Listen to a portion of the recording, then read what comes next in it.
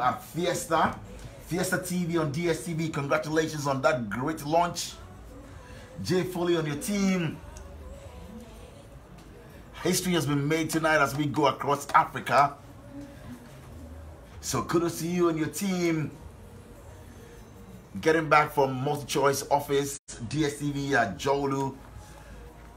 And it's a great spectacle to behold. So kudos to you and the team out there. But yes, in the studios of Star 103.5 FM, we're here to bring you your #1 radio show, and that is StarrChat. So I warmly welcome you to this evening show, StarrChat. And you know, before I commence, it is said that a man who wants to lead the orchestra must turn his back on the crowd. How apt. Be focused, be steadfast in everything that you do. Because if you want to lead the orchestra, you must first turn your back on the crowd. Good evening and you're most welcome. Tonight, we're celebrating one great personality, a founding member of the largest opposition party right here in our country, Ghana. And that's the National Democratic Congress. He's right here in the studios with us. He's one of the few people who saw the very formation of the umbrella family. Perhaps he was there when the party's founder used his blood to sign up the party. Well, he will say it all tonight, because among other things, he's been a member of Parliament of the Republic of Ghana, rising to the second Deputy Speaker of the House. Since he left Parliament, not much has been heard of him, but suddenly he appears to be right there, thick and thin. Politics of the opposition party. We will engage him tonight to know more about his personality as we celebrate him, and why suddenly he's talking as the NDC searches for a flag bearer. Ladies and gentlemen, tonight I'm honored to be joined by the former Member of Parliament for South Tongue and former second Deputy Speaker of the House. Yes, Honorable Kenneth Dzirasah is our guest right here on Star FM. And it looks well. I love the gray and everything that comes with it. Good evening to you. Permit me to call you Kenneth. Is that right? Yes. Better still Ken. Ken. I love that. Honorable Kenneth Dzirasah. Ken, I would like to call you. You're most welcome. Thank you. And thanks so much for accepting our invitation to be here. You still look young, great. How's life been like for you? Well, first of all, let me apologize for my inability to appear last week. Last week, yes, that's fine. I got a bit embarrassed when I logged onto your site, and I was beautifully decorated, and the whole world was notified that I was to appear. That's right. But thankfully, you're here today. Yes. You know, normally when you go on retirement, that is when the responsibilities start. Go for family, your society, and your community. Right. So on that basis, I had a challenging weekend. And wow. It was not possible for me to appear. Wow. My apologies to your cherished apology accepted. And we're happy that you are here with us. But how have you been? I mean, since leaving Parliament, how has it been for you? Well, Ken Dzirasah, yes. Yes. Let me first of all say that I left Parliament voluntarily. I retired from active parliamentary practice, I think about 12 years ago. Any reason why? What prompted that, Ken? I thought that I had served my due, and I needed to give way to the younger ones to come on. Wow. Yes. In this age and time where people will hold on to power, you're losing grounds, was it because you thought, well? No, certainly not. If I had opted to continue, You would have won? I would have been in Parliament now. Really? I can assure you about that. Yes, but you see, you notice that I walked in with a walking stick. I don't want to walk to Parliament with a walking stick. Those of them who have the strength and wish to continue may continue. They have my blessing. You don't have any issues at all. Absolutely. You mentioned just some seconds ago that you wanted the younger ones, fresh blood, to also take over. Yes. So you think that what was it health issues? Was it you the conviction to say, well, the young ones also come in and play a role? No, not necessarily. I was very fit at the time. Okay. And you see, you have to look at the political pendulum and give yourself a fair assessment of what you think is proper to do. Okay. Now, when you reach what I called the retirement age. Were you 60? I wasn't 60, far from being 60 at that time.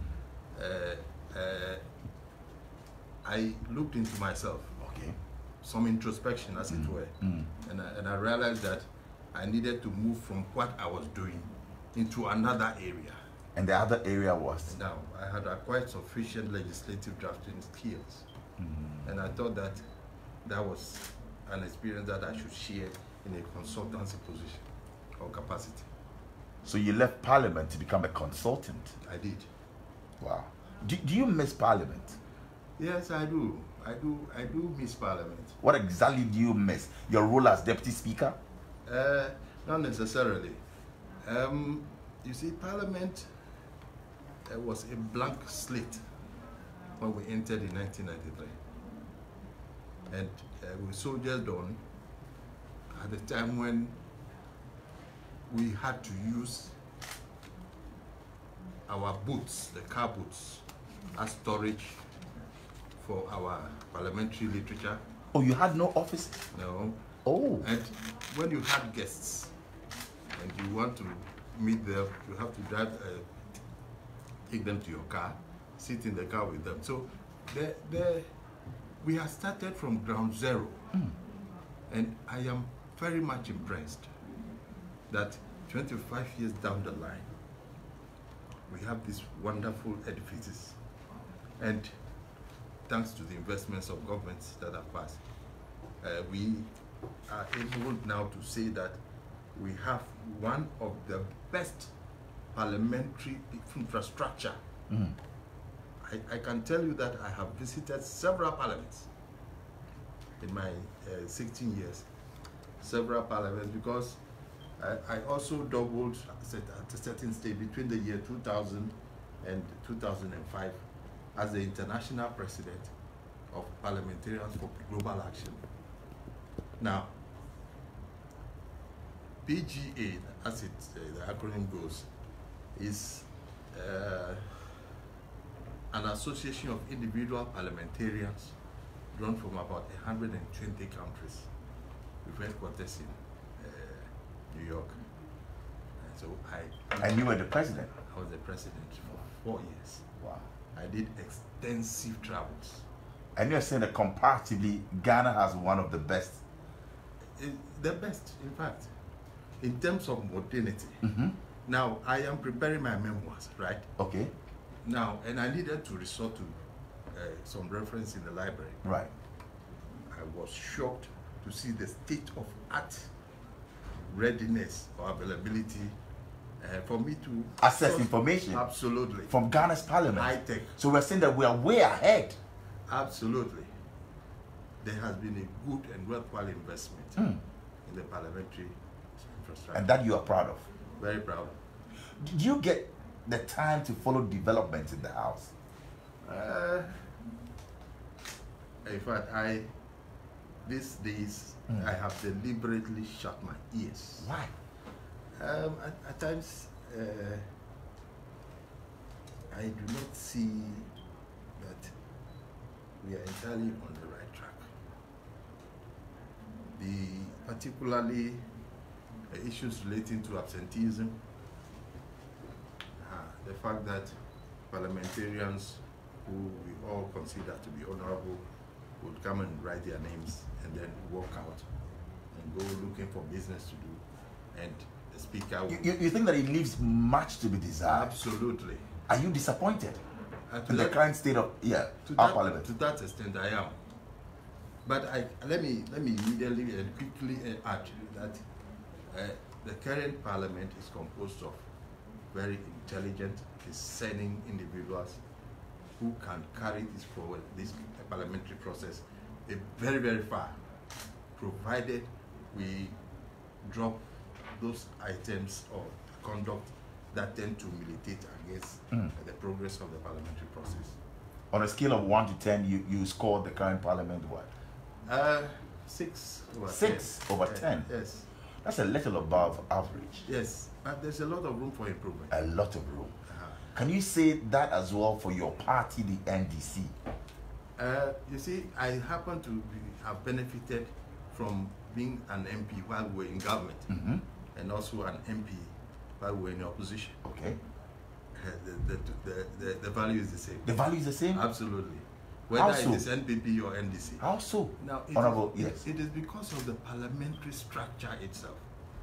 The fact that the Constitution requires that the President shall choose 50% plus one of his ministers from Parliament creates a situation where people sit up and pretend to be good boys to catch the eye of the President. Do you have a problem with that system? Absolutely. But you see, it's the choice between the devil and the deep blue sea. You don't know which one is deeper. Now, we have tried under Buzia, the Westminster structure. That structure essentially picked all ministers from Parliament. And it was clear that they were overloaded with responsibility. And the whole process ended up in such a way that there was no serious parliamentary oversight over the institution of the executive. Okay. Now, they will initiate policy, draft it into law. They will come and argue it on the floor and vote themselves for the policy. There could be no better judge in one's own cause than that. Now, when we moved to the Liman era, where we decided to go strictly the executive presidential model, now there was a challenge. All the ministers were outside of Parliament.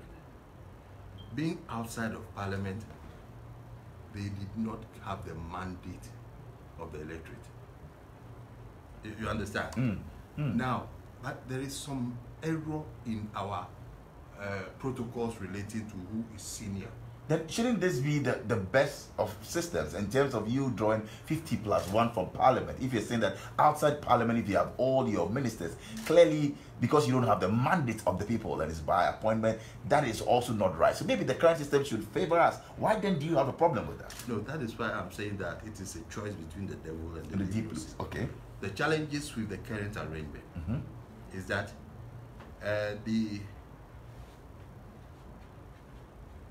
every parliamentarian in government will want to play the good boy, to catch the eye of the President. That way, debate suffers, critical analysis of issues suffer. You see, but you cannot get an absolute excellent position. Then which system is best for us then? There is none. There's none. There is none. Which one should we make do with? Yes. Well, so far, so good. So far. Now, the challenge with the previous two arrangements was that they were truncated 2.5 years into their first term. So we have had the benefit of looking at this for over 25 years. Okay. Probably that even accounts for its long gestation. And so we may have to continue to, take good care of it. And you're hoping that it will get better. You see, Parliament is a human institution. It is the human beings who are there that will make it better. Now, there was a previous trend by which the people from the diaspora, they will come and sweep the votes off the local or the indigents and get to Parliament, and then end up being totally irrelevant.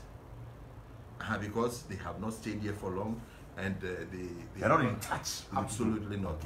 So the end result was that they did not meet the aspirations of the electorate, That was why repeatedly they would come and then leave after the 4 years that they of their stay. Interesting insights that you're sharing with us, tonight, Honorable Ken Dzirasah.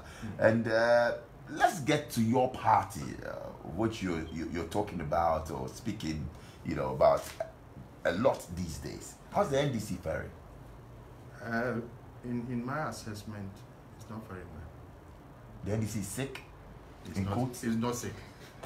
Does it need It's some Bola, support, medical support? I think I must be cautious because you'll be putting words in my mouth. I'm just asking the questions, and yes. The NDC is not sick. There are challenges. There are challenges with the NDC. Yes. What are some of the challenges, Ken? Now, there is a new crop of political youth who are growing so intolerant, absolutely intolerant, to the extent that those of us who have done 60 and above, we are even scared to comment on issues. Oh, so you are scared? No, I'm not scared. Otherwise, I wouldn't be here. And I'll be so tonight you say it all as it is, without fear or favor. Subject to decency. That's right. Yeah, that's right. I will. Now, the typical example I'll give you was yesterday's Kojoyanka thing. It is unacceptable for those boys and the way they ran him down on the net. It is most unacceptable. Look, let us go to the history of the party. The origins came in the Isifu Alis, the Obeda Samuels, the Harry Sawyers, name them. Justice Anan and Go. Yeah, These were our forerunners. Then we followed them. We never insulted them. So there is now a third generation of political youth that think they know so much,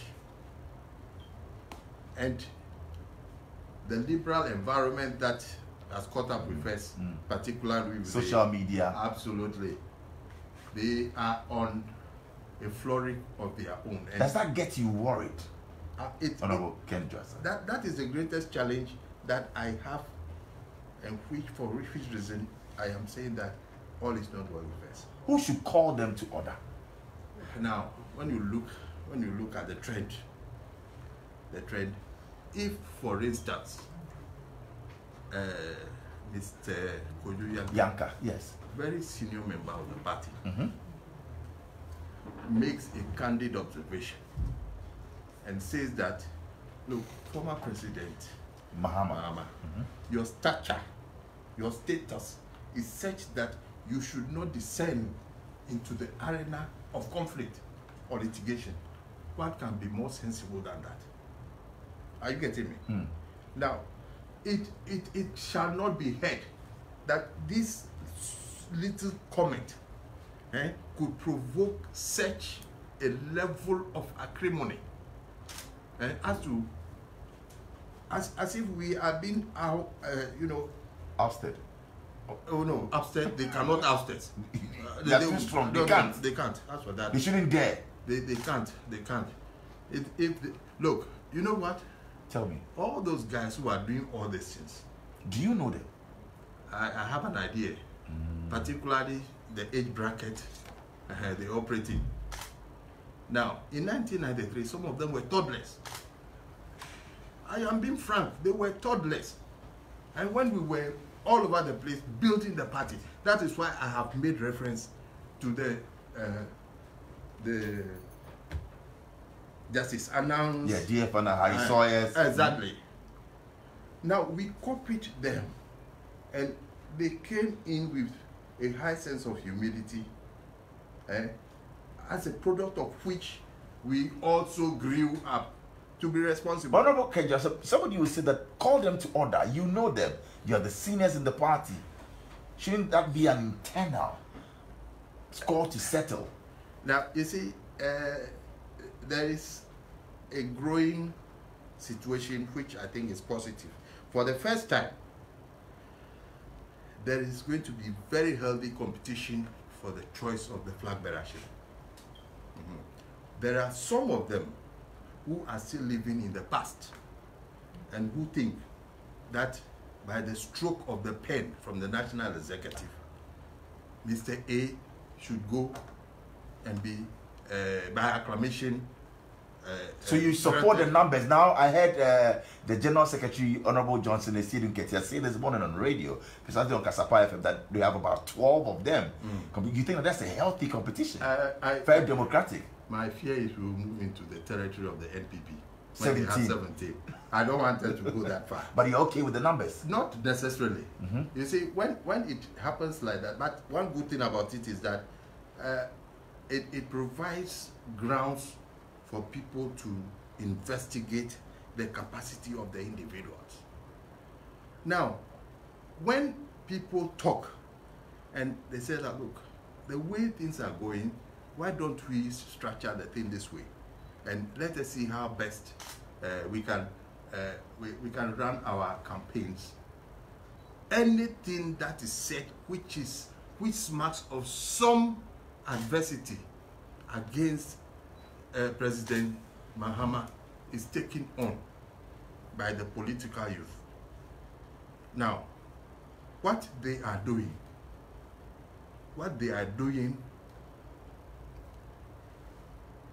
rather than attract sympathizers to their mentor, they are driving people who are sitting on the fence away from John Mahama. So you believe that, yes, strongly John Mahama should be contested, but people are also saying that it's only prudent to allow the man who made the record to run. Maybe just go out there, like you're saying, by acclamation, and instead of having people come in there and contest it. Let me share some conventional wisdom with our listeners. Now, when you go to war, you go to the battlefield with the best arsenals in your command as a general, and you lose your battle with more than 800,000 of your soldiers falling off the way. Conventional wisdom requires that the institution or the society that sent you as a general should recall you and tell you that, look, General, come and be an expert advisor and tell the boys what to do in the next stage. And not be at the battlefront. And then he's going back to the battle. So you think that Mahama should step down, have an introspection, and back out? My answer to this question would elicit the type of insults that Kojo suffered, but I am not perturbed. So you are saying that, and you are emphatic that yes, you support Kojo Yankah, and that is a statement of truth. The point is that this young political youth that surround President John Mahama, some of them have intemperate, outlook. You will be surprised if I tell you that without provocation, one of them published of me on the net that I was a non-entity. Really? Then you are bitter. No. Did you confront such a person? Now, I confronted him. I confronted him to the extent that I had an opportunity of sharing my worries with John Mahama. Oh. I joke with John Mahama. And telling him that that characters around him do not add. When was this? Before 2016 elections? Before 2016 elections. Far before 2016 elections. Such characters around him. No, but this subsequent confrontation was recent. Okay. They do not add to his good profile. They detract from it. Once such people are out of his space, do you think that then you support President Mahama to go for another term? If he should listen to you, like you said, and say, well, these characters are out of the way and I'm going forward, would you support such a move? My worry is this, that I would not want to promote a situation where people who subsequently gather around our leader have the type of temperament that would render their leadership ungovernable. You see, I have made my choice. Who's your choice? Say it here and now. Absolutely. I don't have any hesitation at all to mention that I have discovered in Joshua Alabi the personality that can carry us across the river. You think Professor Alabi has what it takes to beat John Mahama? We are in the field. We are doing our rounds. What are the people saying to you? No, when I start disclosing this, as part of your strategy, you want to keep your cards close to your chest. I don't want any counterintelligence to come and thwart our efforts. But you think that on the grounds, firm and good, you guys are making inroads? We are making progress. There is still a few months ahead of us. But why did I choose Professor Alabi? Right. Professor Alabi is one individual. I can say without fear of contradiction that when you look at the profile of parliamentary presidential aspirants, not people who have come out as presidents before, but they are starting like we have them now. He is one person who has served his public due.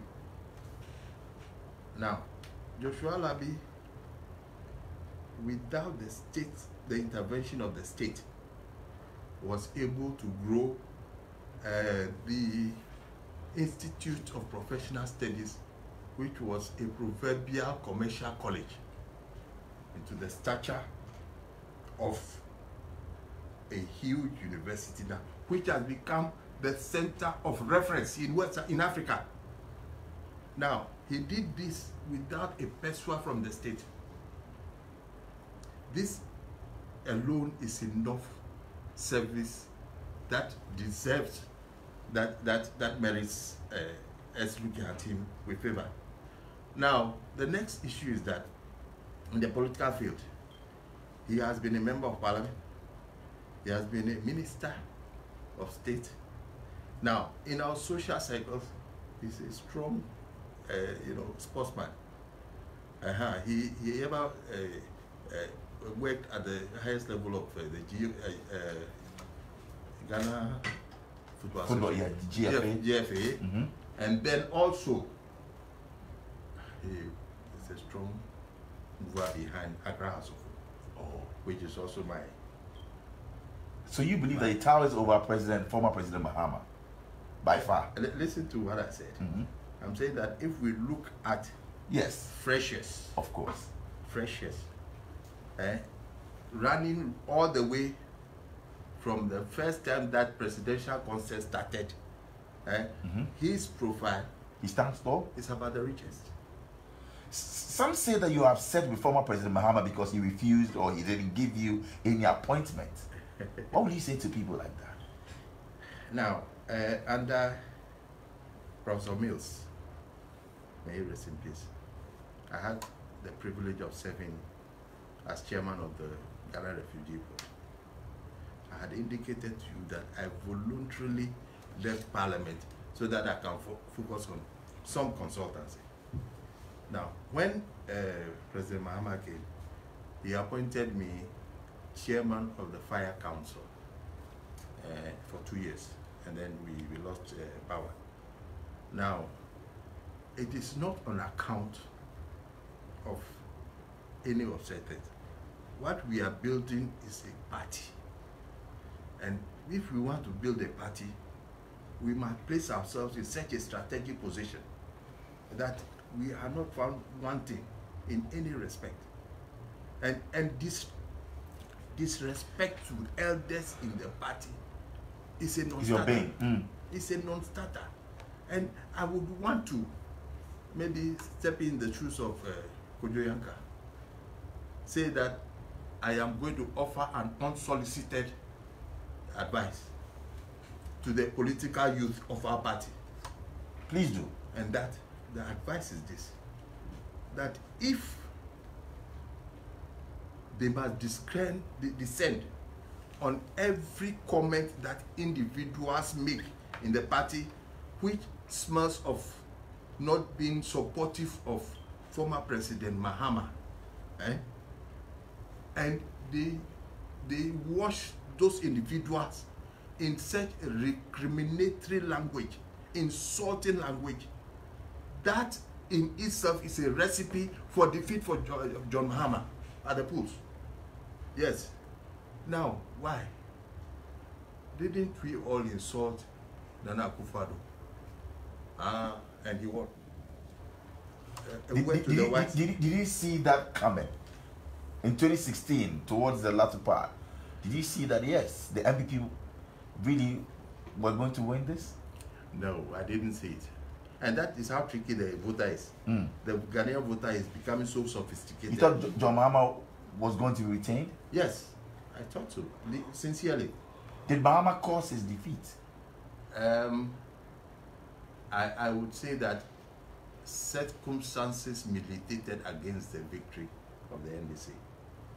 And those circumstances, some of them were human. Some of them were institutional. And I would plead with you that you save me the burden of pronouncing on that particular subject. I'll let that cut pass you by. But what do you think of the chances of Spio Gabra, who he's also been around for all these while? Yes. Now, what I have done is I have created a scale of preference. Right. And I've placed everybody on the balance. Please, that is my prerogative. And we respect that. Joshua Alabi stands tall. And on the balance, I have preference for Joshua Alabi. Scale of preference. So yes, you prefer Professor Alabi. Yes. So you think that Spio Gabra is He's good. Okay. Slamensa is good. Alban Bagbin? Alban Bagbin is okay. He's okay. Yes, it's good. President Mahama is good. Okay. But when you have a group of very good people, there must be somebody who is better. The best. Or the best. Or best. Okay.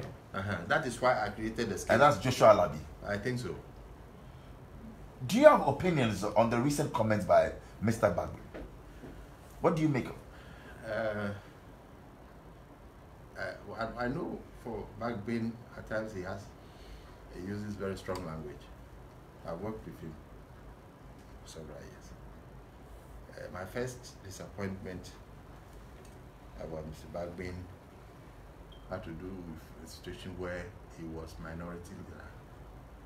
And on the floor, he looked at the face of Peter Lajete and pronounced that he would go after him. I think that was hitting below the belt. Now, there are other issues that even related to me personally. Between you and Mr. Bagbin? No, not generally. Okay. The institution of Parliament. Parliament, okay. And comments that were forthcoming were not the best. I am not going to go into details. Yes. Now, so when this subject matter came as to whether it was right, I did not even consider Buama, for instance, as a stammerer. I never. Bagbin made it known to you? No. What I mean is that you didn't consider, in the frame of things, you didn't see him as. Here is Buama, Dr. Buama. He appears on various talk shows. That's right. And he's able to, organize his thoughts very well. Okay. And he's able to communicate. So Omani Buama is a good communicator. To my appreciation and understanding. Right. Now, intelligent. What we are doing now, you notice that I am stepping down my voice on and off. Could you consider that stammering? Maybe we need the experts to do the proper assessment. Now, this Professor Dana, Dr. Dana. Right. Dr. Dana, I knew when I was practicing law in the Upper West region, way back 1980. And that was when he was going through his university and all those processes, and had followed his progress. And he is one person who has enormous talents, and he shows and demonstrates it as an intellectual. So I was not surprised that former President Mahama Joseph, okay. in any event, the Constitution talks about non-discrimination. So for my good friend Bagbin to have gone out of the way, but I think it was quite unfortunate. It was, but he didn't apologize. You don't see that as an apology? No, at all. Oh. No, I don't think that was an apology. He apologized for delay in coming out with his reaction to the statement. Is that an apology? It isn't. So you believe that, yes, he still owes it to us as Ghanaians to come out and apologize vocally? I mean, he should do that. I believe so. Because you don't see that as an apology. Bagbin is a smart guy. You see that he has consigned all the things into the dustbin now, and nobody's commenting on it. But the hard truth is that what he said, this and this and this shouldn't have happened, and everybody has risen against So Bahama made a very good choice. I mean, with Dr. Dana and with Omani Boama, no issues at all with it. I believe so. I believe so. Would that affect the chances of Bagbin? Many have said that he has shot himself in the leg. Okay. You know, the Ghanaian has a way of easily forgetting things. Now, we still have 4 or 5 months ahead of it. You think that people will just, December 7th, people would say, oh, well, he has apologized, which I disagree with. He has apologized, so let us just let it go. Yes. People will say that. Those who say so are entitled to it. Will you be shocked if Bagbin wins? Will you be shocked? I will be shocked if Professor Joshua Alabi does not win. You see the context in which I'm making a statement. Now, will you be shocked if Bagbin wins? By necessary implications, yes, I expect Joshua Alabi to win. So if he wins, you'll be shocked. It doesn't add up at all. Let's talk about the national elections.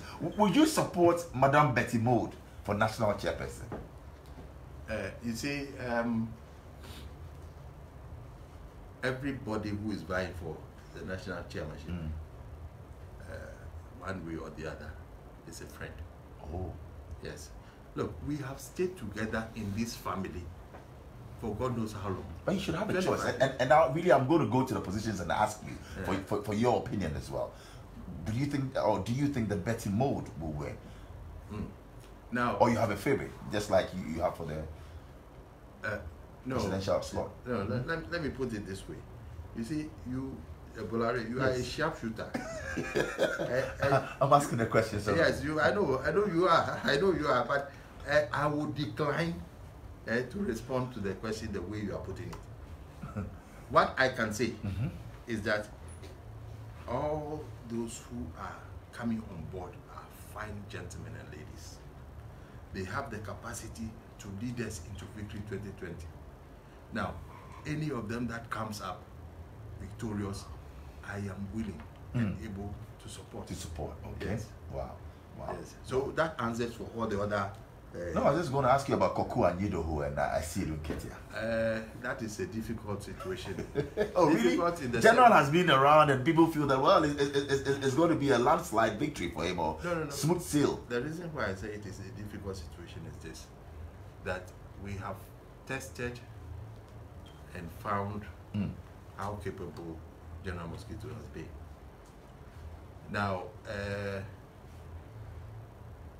I think that Koku should abide his time. We have reached a point in the organizational party where we should allow leadership of experience to count. Then allow Mahama to go. Mahama is going. I'm not objecting. Yeah, but Koku is also going, and you feel that, well, he should just wait his time. Maybe it's too early for him to peak, and General should be pushed. Yes. So shouldn't we say that for Mahama? No. There's a world of difference. You see, John is coming with a baggage of 800,000 votes. We are literally in a pit. We have to emerge from that pit, come to the surface, and then we'll be looking for 50% plus one. It is not a small task. There's somebody who's also coming in very fresh, even didn't go in there to say that it's an 800,000 gap. Yeah. This person will have to do about 4 million plus. Shouldn't you look at that as well, Honorable Ken Dzirasah? No, the Institute of Marketers will tell you that branding matters. Of course. And amongst them, don't you think that John Mahama has branded himself so well? You took him to the market, you sold him. Yes, he didn't win by some margins, rather than going for a fresh candidate. And you have to do extra marketing. I have given you the analysis of a general who went to the battle, yes, and failed. So he should go to the back and let the younger ones go in there, fresh ones. You see, by implication, by implication. So then give Koku the chance to also go and compete or contest General Mosquito. I am not saying he shouldn't contest. All that I'm sharing is that we have reached a critical stage where we should not commit mistakes, and that we should focus in such a manner and have to bring the best that we can out of the party organization. And Johnson, I see him get here, is one of the best. I think so. Right. We'll be getting into the Rollins factor and other things, but lots of messages for you, Honorable Ken Dzirasah. I hope they are not insulting. No, please. They're not. I mean, somebody is saying, as Zametita Maklu says, Bola, ask him what he's doing for his former school, Zion College of West Africa. Is that your school? We'll get into that, growing up and all of that. Yeah. So we'll talk about that. But Sheikh Osman says, wow, great man, and I love his insights. I love him. Wow. So he's saying kudos to you, Honorable Ken Dzirasah. Musa Fuseni, man, take your advice to the riverside. We don't listen to you. John Mahama all the way. Wonderful. Okay. Nana Kofi says that, well, after 2020 elections, he will sit and reflect on what the few wise men in his party have said. Well, okay, so that's for Nana Kofi. Papa says that, ask him if Kojo Yanka had offered the advice in, maybe in private instead of putting it out there on social media. Wouldn't that have been the best? So that's what Papa Naka wants to know. Says that maybe instead of on Facebook, on social media, he could have called John Mahama and offered that advice privately. What do you make of that? Now, you see, we have reached a situation where issues surrounding our elections should come into the public domain for a healthy discourse and to enable us find an acceptable medium through which we can channel. So if he did it in public, then people are also, at liberty to troll him, for want of a better word, to attack him, to get at him or express their opinion. Yes. Publicly. Yes, but there must be an element of decency. Decency. That is the factor that is missing. Okay. And the fact that Kojo Yanka as a father. And you have younger ones. You don't look into his face and say you are stupid. That is literally what they have done. And it is not good for NDC.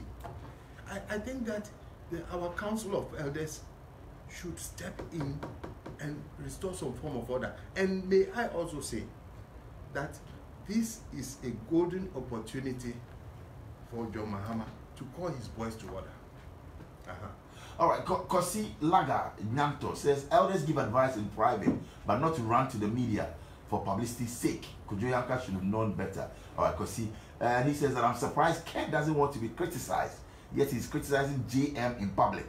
Prosperity will he meant posterity then, will judge all. I have not criticized John Mahama in public. That is the first thing. I have responded to certain questions you raised. Secondly, I am open to criticism, but it must be a constructive criticism. Does former President Rollins have any role, active role, to play towards an NDC victory? And Manson wants to know that does Rawlings have any role, active role to play towards an NDC victory? Yes. Very relevant in the party. Yes, very. Yeah, he's our founder. Mm-hmm. Now, he still enjoys a place of preference. Okay. In the party. He still exudes the charisma, even though on account of aging, he's not as active as he should be. Yes, and he's being factored into the scheme of the mix. Okay. Will be relevant to our forward victory. Is he doing more from where you sit? Do you see him actively involved in the NDC? Because I have a question from Nana Kwesi. Nana Kwesi says that how will Honorable Ken respond to those who say President Rawlings is in bed with the current president? Is that how you see it? I don't think so.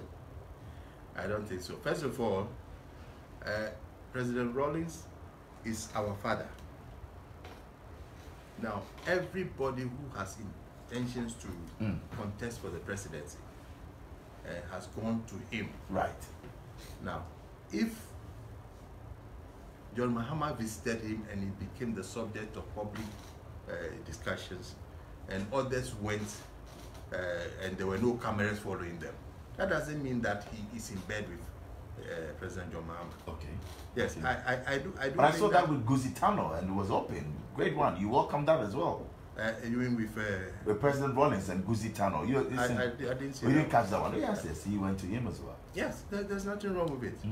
I believe that subsequently other individuals who want to go, whether they want to go with cameras or not, it's another matter. So is he still actively involved in the affairs of the NDC? Is that how you see it?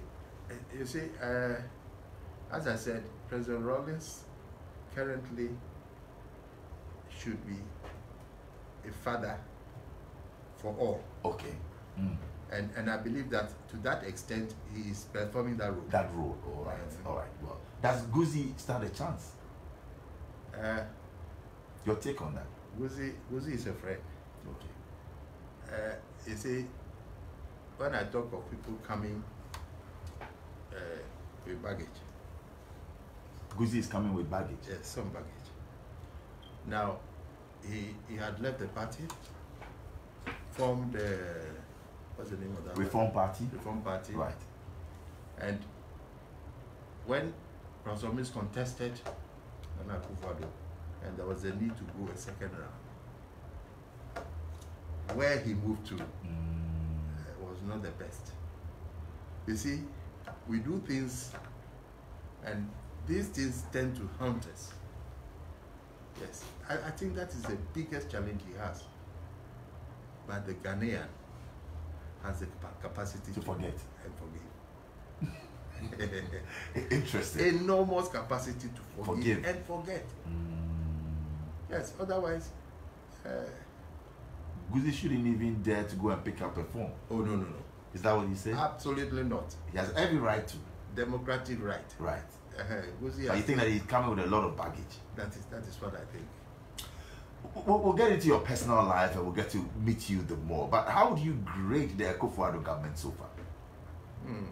From what you said.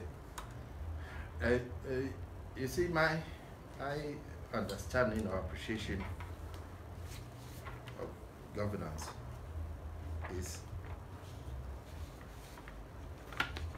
after elections, you put propaganda aside and pursue your objectives as you indicated or spelled out in your manifesto. Some of these things have been done, but to the extent that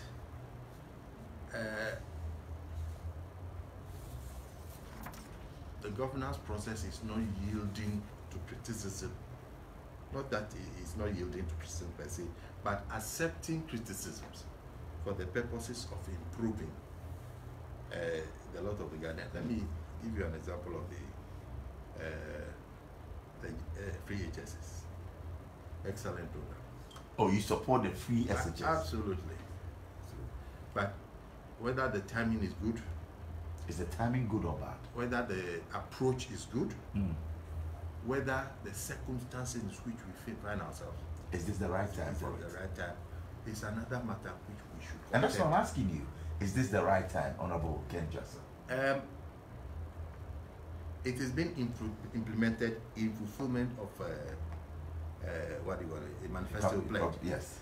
To that extent, that is the contract that Nana Akufo-Addo has done with the people of this country. Is the timing right, is the question? Now, if you look at the challenges that are emanating from it, we in the NDC have consistently said that Progressive. introducing this thing progressively would ease the burden on the exchequer, would ease the anxieties of parents, and would ease the difficulties we have, for instance. So you foresee that there will be funding challenges? Yes, of course. If that is why many of the roads are not being made, are not being repaired. How will you grade the Akufo-Addo government? I think it is still too early to grade. Really? Yes. I mean, they've gone into it. I mean, January is just around the corner. We have some 4 or 5 months to hit it, and that will be 2 years for them. And you cannot grade them that far. You're saying it's too early? You see, you don't mark an examination paper when the candidate is midstream answering the question. Oh, so you want to wait after? They have a 4-year mandate. So after 4 years? No, at the end of, or getting to the end of the 4-year mandate. Yeah, but the candidates will still be writing. No. He would have finished. No, that would be around maybe some, whatever, if it's 60 minutes, if it's an hour, maybe 55th minute. That is my... You want to mark around that time? Yes, but you can't mark now? No. 35 minutes into the exam, or maybe 30 minutes into it? If you mark, you'll be... Just assess. You're not back, I mean, from the look of things, what you see around you. Yes. That's why we have mid-serve. At least you grade the performance and there's this continuous assessment. Can't we talk about that now, Honorable Ken Dzirasah? No, well, if that is how you want to push me to the wall, I will respond. Now, number one, there are severe challenges to the economy, which has translated into loss of jobs, and then the increasing number of the teeming youth that are unemployed. That is one. The challenges we have had with the SSS is another. But they need to be commended for being so audacious in venturing to implement the free SHS. Yes. That you commend them for. Yes, I'll commend them for it. So is that why you want to wait till their end, the end of their term to assess them? You see, when people start saying, you said you will build a dam. One village, one dam. One village, one dam. One district, one factory. Those things are slogans. But because the Ghanaian has taken it the way it has been presented, they are asking that they should build one dam in every village. In every village. There may not even be space for farming. If you see, and that's you being realistic. I'm being realistic that. Then maybe that was a lie. Then if we know that realistically that cannot be done. That is why I'm saying that propaganda, after you have won, you put it aside. You don't continue. You must come. Then why do you tell us the election? Then you politicians are taking us for a ride, because if that is propaganda and you are saying it to win the election, and when you get the mandate, you know that you cannot do it, and you say that we should put it aside, then we have every right to be worried. No, you see, on the political platform, you have to summarize and present your agenda. Executive summary. That is what they have done. Wow. Now, having finished with that, and they have come to meet the realities, they should be courageous enough to tell us that these are the challenges that one village, one dam. It cannot happen in every village and every dam. And I don't think, because even when they said it, I don't think that they are capable of doing one village, one dam. They are not? No. One district, one factory? No. One constituency, 1 million? No. Wow. They won't. Let us bet. At the end of it, they will not be able to deliver. Let me tell you something. You see, high-sounding concepts. I do not run the state. I recall that I had a friend who had a medical, who is into medicine and those things. Wanted me to take him to, under Kufuor's government. He wanted me to take him, introduce him to discuss the subject matter of telemedicine. Telemedicine. I took him there, discussed the thing. The following day, it was in the news that Kufuor's government is planning to introduce telemedicine. They say that is the type of firefighting. Oh, you just went for a discussion. You see, that is why these high-sounding concepts that are all over the place must be brought to the base for us now to pick and choose which ones are implementable. Yes, I don't honestly think that the NPP government can do one dam, one village. Can do one factory, one district. One district. Wow. Wow. Now, in my village or in my district, we live by the Volta. We are predominantly farmers and fishermen. The construction of the Kosovo Dam has ravaged our environment to such an extent that there is nothing productive there. Now, so it will even be difficult for his representatives in the district to offer or to prefer the type of factory that should come there. Yes. Wow. Time check, exactly 8 p.m. And this is an engaging interview, I should say. We are live in Kumasi, by the way, Honorable. We are live on Ultimate FM in Kumasi. A big thank you to our folks in Takrady who are listening to us on Empire 102.7 FM. We are live in Ho on Cool FM and live around the world on StarRFMonline.com, and also we are live in Cape Coast. This is Star FM. My name is Bola. My guest is Honorable Ken Dzirasah, former Deputy Speaker and of course a Member of Parliament, South Tong. But we want to get to meet you growing up. But before that, we have some messages right here. I told you that people are listening to the interview. It's on social media, it's on Facebook, it's on Instagram. And this is from Charles Odonko. It says, Ken is such a nice man. Loving the conversation. Very insightful. Well, thank you very much. Sir Charles Odonko. Dzirasah Dankwa says, GM should listen to the words of wisdom from the likes of Ken and Kojoyanka. We salute you. Kosi Laga Nato comes back again and says, how popular is Professor Alabi? Ask Ken for us. Papa Naka says, talking about the votes lost by Mahama, let us know from Ken. Let him comment on the performance of the current government. Well, he just did that. And he will notice we are out of that pit long time ago because NDC is coming back to power. Kofi Abuaji says, John Mahama will lose 2020. Can anyone bet me on this? All right. Kofi Abuaji, thank you. George Nico says, hello, Bolore. As usual, I'm listening to you all the way from Tokyo in Japan. I agree 100% with Honorable Dzirasah. Former President John Mahama should be grateful to God for having taken him to that level in life. He's the youngest former president of Ghana. That is a great political achievement. If I were him, I would just retire and enjoy. I love him so much and I want him to keep that honor intact. I'm a member of the NDC party branch in Japan. You can check from the records. George Nikwe is my name. All right, so Ken, some comments right there. Interesting comments if you ask me. The last one is instructive. And let me tell you that it is not Kojoyanka. It is not Ken Dzirasah. When you see, people are just sitting down and watching, looking at the political temperature. You see, now how, for instance,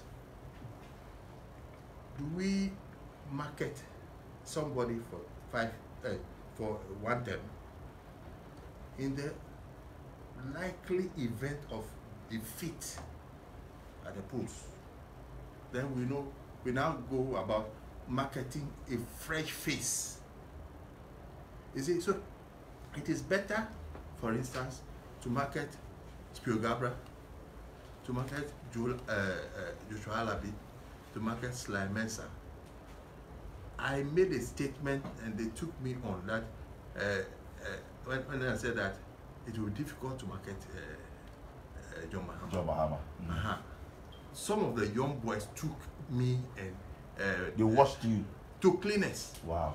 Now they described me and other well-meaning members of the party as belonging to the evil cause. Really? I'll print it for you to see. Fortunately, former President Mahama issued a disclaimer and said he didn't endorse this kind of thing. He has to do more. Then maybe Mahama has to do more. Bring them to order. Okay. Because they are showing gross disrespect to very senior members. To go about insulting everybody. Everybody. Meanwhile, as I have said, I know they will take me to cleaners again. As I have said, when in 1993... They were toddlers. They were toddlers. Now, it's 25 years old. We are 25 years into this dispensation. They were napkins. No, not that. Oh, but toddlers, you know. You see, You were toddlers, and you were out there in Parliament. yes. Engaging people from the boot of your car. Forget about For me. national development. Forget about me. They are seniors. They are seniors. They are the... I've mentioned them. Yes. Unfortunately, some of them are taken... Passed on, yeah. Passed on. But they are there. Isi Fuali. That's All right. those people are there. Kudu Yaya. All of them. All of them are there. Obeda Samwa. That's right. Name them. You understand? And some of them they qualify to be your sons and daughters. So with such comments coming to you clearly. I believe some of them who are insulting could Yeah. even be grandparents, Children. children of some of the elders in the party. Yes, you see, at least what we should be targeting, should be targeting is Dokuru. Right. We should establish a regime of respect for the elderly. It is only then that when they also grow, the young ones will respect them. Well, let's get to meet you. I mean, yes, talking about the younger ones. Let's get to meet you growing up. And yes, you're well disciplined, you're cultured, very decorous. Where were you born and when did you get to grow up, Honorable Ken Dzirasah? I am the product of two teachers. I was born in the small village of Siko. Siko, in the water region. Yes, it's in the Bato area. Bato, okay. The village under Bato. And that was 6.5 decades ago.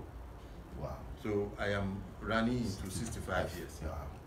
So you can see that I can easily give birth to the 25. Right. I am insisting that they should calm down. Right. Now, okay, let's go to where you were born. In Siko. Yes. I went. And then which primary school? Tefle Primary. Tefle. Okay. That's my hometown. Right. And then I went through to Zion College. I did the 5 years there. 1 to 5. That's Yes. the O level. Yes. Okay. Then I went to 6th form at Bishop Herman College. Oh, so you're a Bobu. I'm a book. What's your motto? What's the motto for Bishop Herman? Second Deputy Speaker, former Deputy Speaker. Tell us. This one is kind to embarrass me now. Oh, if you're a proud Bobu, you should be able to tell us your motto. What's your motto? Oh, you know the 1992 Constitution. I mean, at the back of your palm you have it. But I didn't You're a great lawyer. I didn't learn. The motto of your school, Honorable Ken Dzirasah. I didn't learn Latin. Oh, but of course, but I didn't learn Latin No. as well. But I know mine as well. I can. Yes. What is the motto of Bishop Herman? Honorable Ken Dzirasah. Are you writing? No, I'm just formulating it now. Oh, really? You see, how long ago did I leave? Not to worry. I left 22 years ago, Accra Academy, but I still know mine as well. Do you know when I left? No. First of all, mine is Esekwam Wideri. What is yours? You're writing in the air. Christus something. We'll get somebody who went to Bishop Herman. I know one of our great presenters, Giovanni Caleb, was in Bishop Herman. So we'll get that. You know your school anthem? Yes, I do, but I won't sing. I know, but I won't sing. How was life at Bishop Herman like? Which year did you enter? I entered Bishop Herman in 1972. Wow. Okay. And then, so you see the gestation. And came out in 74. Yes, and went 2 to years. the university. Wow. How's life? It's a boys' school, right? Yes. Okay. So your time? It's a citadel of learning. Wow. Bishop Herman? Bishop Herman, our time. 54 of us entered the university. 54. Great number. Some into medical school, law. What did you read? What did you study at Bishop Herman? I read geography, economics, and government. Wow. Yes. And how's the exams like? Let me just share a little experience with you. Please, we are celebrating this. I wish this man was alive. I was telling a colleague yesterday, 2 days ago, when I heard that he has passed on, Mr. Hagan. He subsequently went on to become headmaster of the school, Mauli School. Okay. Mr. Hagan was our geography master. We read, we had to do 3 papers in geography. After the first 2, what we anticipated would come never came. The short tips never came. So the eve of to the last geography lesson, Mr. Hagan with his baritone entered the geography laboratory. We had a special place, geography room laboratory. He entered and said, "Yes, boys, I have forgotten to teach you one thing." Then with his T-square and his chalk, he went to the board. How to draw a linear scale. How to draw a linear scale.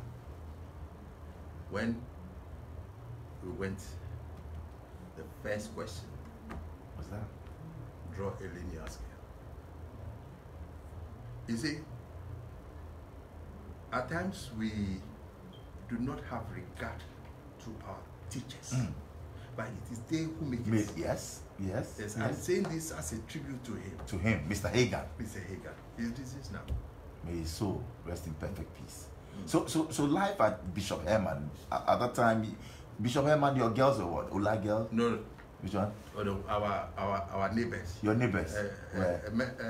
Feminine neighbors. Yes. Were Ola girls. Ola girls. So that's where you had your first girlfriend? Yes, honorable. It is out there. No, please. I decline to answer that question. Oh, on account of what? But the first girlfriend is listening.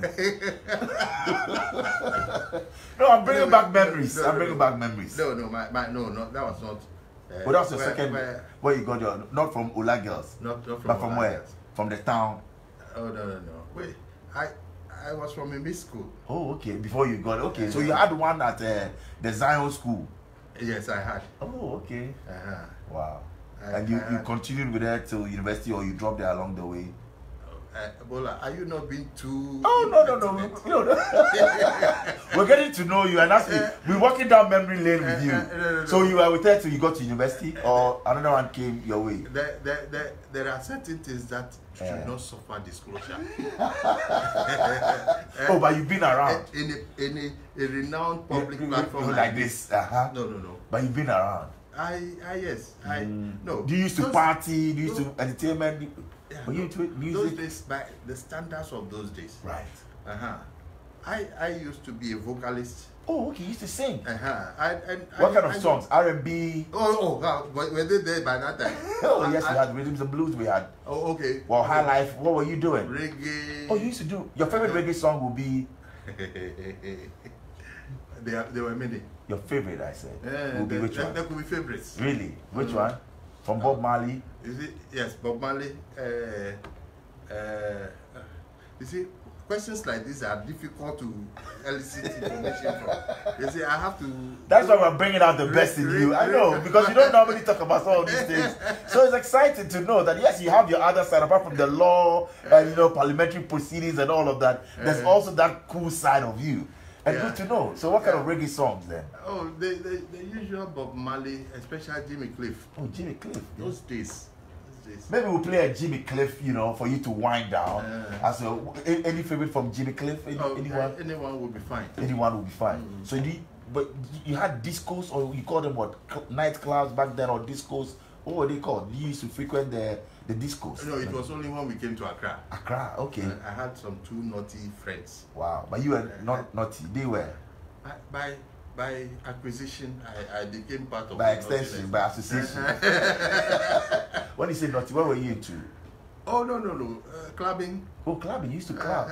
And those things, my Methodist training didn't permit it. But occasionally, you sneak. You have to deviate in order to come back on course. Yes, that is. I like this saying. Occasionally, you have to deviate in order to come back on course. Yes. So that is. So university for you was where? Legon. Legon. I was in Commonwealth. Oh, you're a Vandal. Yes, I am. Wow. I am a proud Vandal. Very proud of my heritage. So you sing those great songs, the inspirational tunes. You know them. Yes. But except that after we left, the standards of vandalism and indecent exposure and all those things, it went down, deep down into the. By your time, paint the picture for us. I mean, you used to do all those songs, but you were measured. On Vandal's Day, the best we could do those days was the chief Vandal would attempt to visit the colonies. That's right. You know the colonies, the Legon Hall, and Akwafo, and then the first stop would be to go to this Voter Hall, where the ladies are. The ceremonial significance of that visit was that the chief Vandal will urinate in their pond. Yeah, okay. I understand after we left. Those days they were in pants. The chief Vandals were in pants, okay. But it got to a time when people were moving naked. Oh, naked? Yes.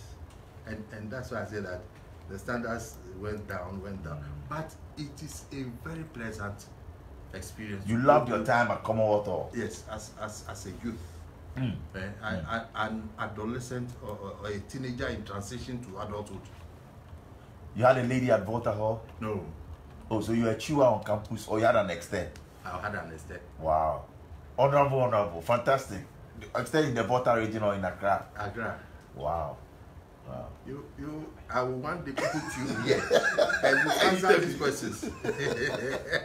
Wow. So you are the law faculty? Yes.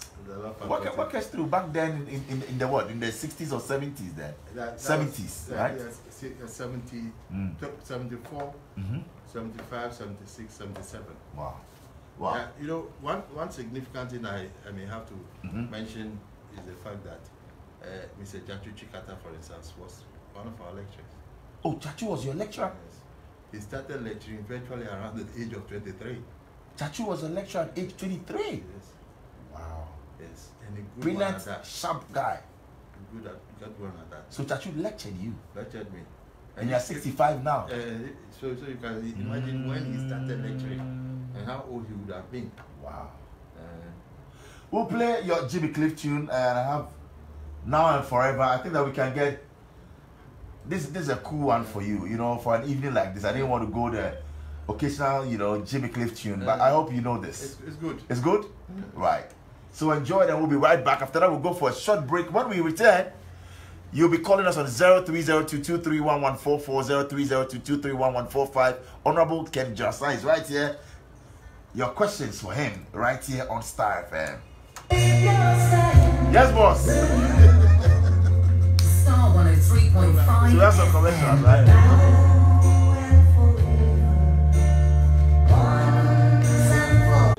It's important. So we treat that. I think that is important. You can pick your calls. Yeah. Hello, honey. Yes. Oh, you've been listening to me.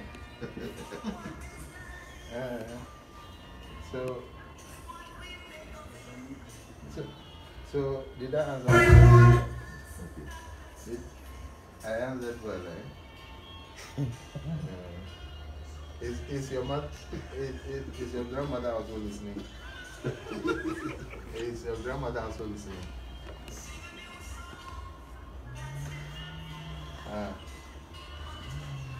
Don't tell her to tell her grandma that I said I had a girlfriend.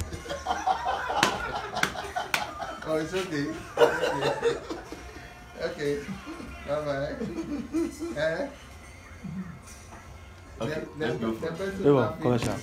Yes, Bola is the one who is interviewing me. My gosh, An inquisitive grand. Century Service Provision. Need to pay award school fees. Thanks, Daddy. Want to flex that girl. Wow, he's so cool. Grandma needs airtime to fill me in on all the village filler. Hey, maybe a guy. Or you're just tired of having to hop from app to shortcodes to website and back. Welcome to the new phase of buying, selling, and connecting. you did a playback. Welcome to convenience and technology. I'm very sorry. No problem. Oh, no, it's fine. GHPay, myghpay.com. Make or receive payments online from anywhere using a Visa card, MasterCard, Is it- GH Link card, My prediction or is mobile that money wallet. Businesses, associations, the institutions society will enlisted be for free more today of the and provision. enjoy a new world of convenience. Download my GHPay for free from Play Store and App Store. MyGHPay.com. Buy, sell, and connect. A platform for everyone. I want to wait. Yeah, sure. Yeah. I want to wait. Can you see now? Yes, That's right. like that. 2:30 a.m. Folks were really enjoying their sleep when 5 thieves descended on the J Street neighborhood. In less than 30 minutes, the operation was complete. No one was spared in the rain. The next morning, We have roughly about 10 minutes to wrap up. It's 1 hour 30 minutes. So who we're done for will 7 be? to. There is the right No problem. Guys, thank you. Or the Mr. Blame the dog. Where is the dog? So let's go. You seem like you are the owner of the house. You went to camp, you can't back. I got dog when we were good. Or the Mr. I Got Star. Sorry, sir. We are already on our way to assess the damage and process your claim accordingly. Oh, okay. I'm so relieved. Hey, this life.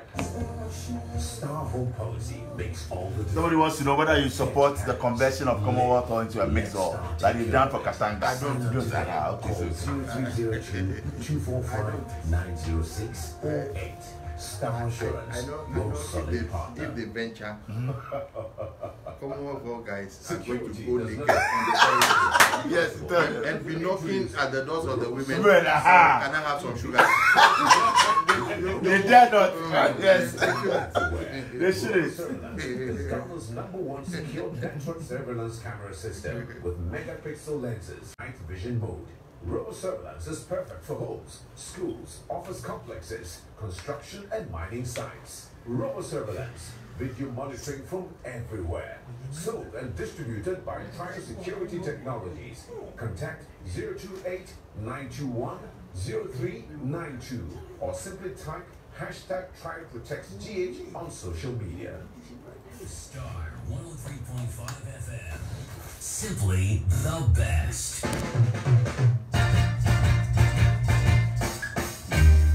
Star 103.5 FM.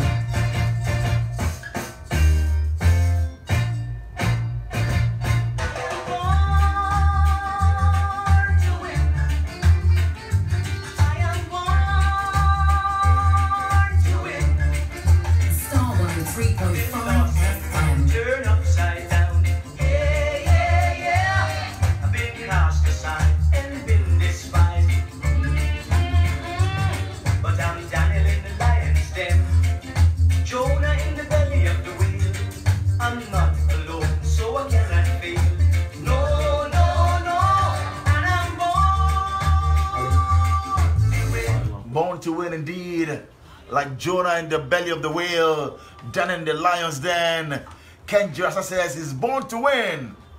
So he cannot fail because he's not alone. Welcome back to the StarrChat. My name is Bola. Lots of messages. Well, thank you. 106 messages already. Wow. And this is where you join us. 0302231144, 0302231145 with your questions. So Honorable Ken Dzirasah, most welcome back. And somebody says, would you support the conversion of Commonwealth Hall to a mixed hall? Absolutely not.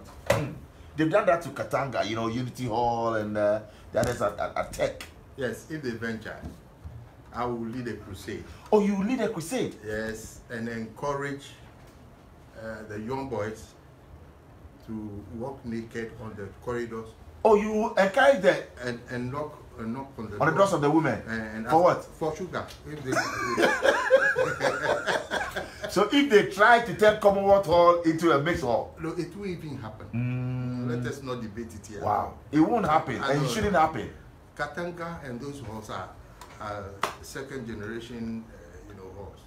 We are talking of Commonwealth Hall of Ghana. Wow. You married? I am. You've been married for how many years? Who's the missus? 40 years. 40 years. Wow. My wonderful wife is Lebanese. Wow. Okay. Married for 40 years. We have Selim on the line from Fadama, then we'll come back. Hello, Selim. Good evening.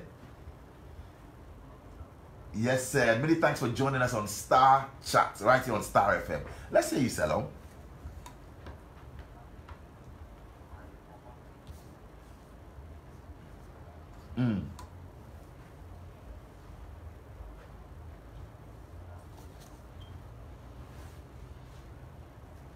Right.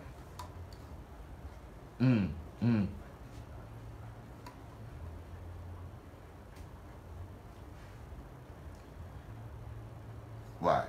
Thank you, Selo. And Klaus von Bakustein says hi to you. Yes, so Klaus says that's the Zion man. Yes, so yes, Zion, and what happened to him with Bishop Herman and the motto and all of that. I know many will come at you with that. But yes, you can also join us 0302231144, 0302231145. Any favorite Ghanaian artists? You love our Ghanaian high life music? Yes. In fact, I admire Sarkodie. Oh, you love the new school? You know Sarkodie at 65. You love his music? Yes. Do you know Stone Boy? Yes, I do. Shatawale, you've heard of him? Shatawale, yes. Okay. You see, but the way Sarkodie holds himself up, even his demeanor, his outlook, wow, excites me. Fred is on the line from Adenta. Let's have Fred. Good evening, Fred. Many thanks for your time, sir, and you're on StarrChat. Let's hear you, Fred. Yes, Fred.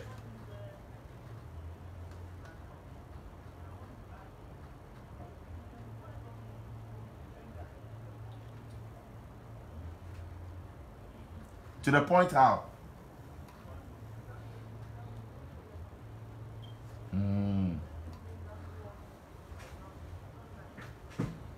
But you support Ken Dzirasah, right?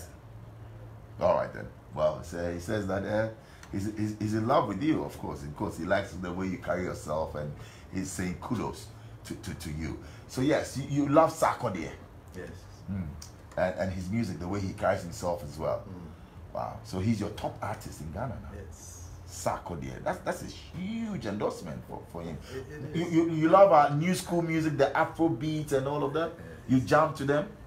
You see, my love for music is a mixed bag. Okay. And within that bag, I could occasionally pick the African renditions. And it is his that I have. If you ask me now to even give you the title of any of his songs, I wouldn't be. But when he sings, I get the voice. Get it. And then I say, yes, this is my man. Interesting. Well, as we do this and wait for our last call, I just want to ask you some random questions as well as, get to know how well you know Ghana. Yes. So who is the current first Deputy Speaker of Parliament? Honorable... First Deputy Speaker of Parliament. Who is that? Joe Osei-Wusu. Okay. Yes. So when did Ghana have its first constitution? 1951. It's 46. In which year was oil discovered in Ghana? First time now, say 19.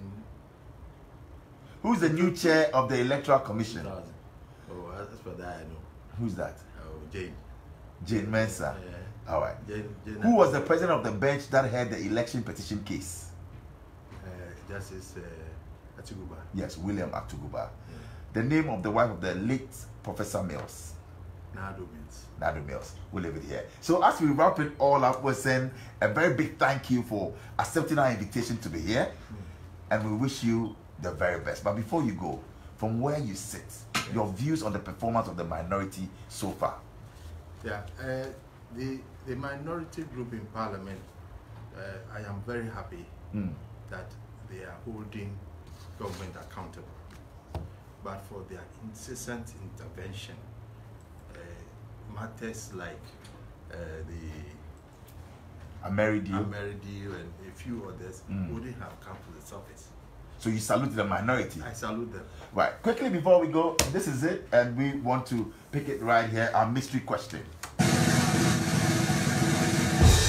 And now, the mystery question. Please read it out for us, Honorable Ken Dzirasah. Yes. Who among these speakers of Parliament is your favorite and why?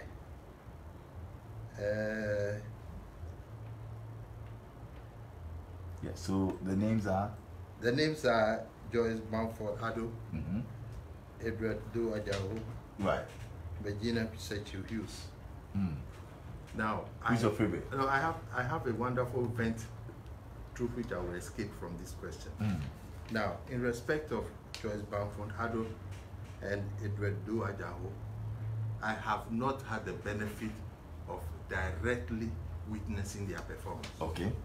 I can only talk about Virginia Pisechu Hughes because he was the Speaker of Parliament when I was in my 4th term. Okay. So any comparison I make will be prejudicial. Wow. So you go for Virginia Pisechu Hughes. Yes. All right. And this Sarko here for you. He calls this on Painkiller. You love it? Send my greetings to him. Thank you, Honorable Ken Dzirasah. Yeah. Pleasure having you in the studios. Pleasure. And tomorrow, watch out for the headlines. But take it easy. Take it easy, yeah? No fears. No fears. No fears. We love you. So you're saying, Professor, I love you all the way. All the way. December 9th will come to you. Yes. And it will be Alabi. Yes. We'll give that call. Yes. We'll put that call through. Do. Thank you. Have a wonderful evening, sir. I wish you all the best. So there you have it. And thanks so much for doing the listening right here. It's another great Wednesday. John Jimen is up next. Wow. My name is Kwabena Anoche NDC. Big thank you to the team led by Kwame Danso Champon. God bless all of you. Have a wonderful Wednesday evening. We're out. Thank you. Yes, boss. Thank you, sir. Thank you, Caleb.